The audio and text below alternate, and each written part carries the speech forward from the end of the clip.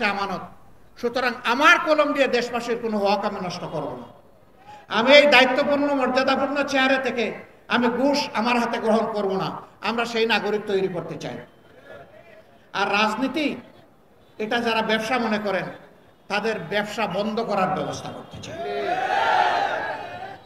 আপনি ইলেকশনের আগে বলবেন রাজনীতিকে ইবাদত মনে করি, জনসভাকে ইবাদত মনে করি, আর আপনি নির্বাচিত হওয়ার পরে খেপ মারা শুরু করবেন, মানুষের পকেট কাটা শুরু করবেন, ব্যাংক ডাকাতি এবং লুট করা শুরু করবেন।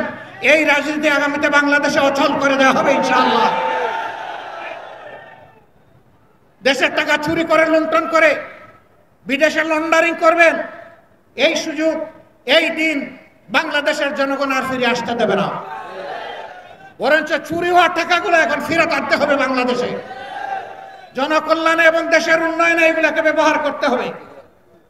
আর যারা চুরি করেছে, লুণ্ঠন করেছে, তাদেরকে জনমের মতো উপযুক্ত শাস্তি দিয়ে ভবিষ্যৎ যারা এই পথে দুঃস্বপ্ন দেখে তাদেরকে শিক্ষা দিতে হবে।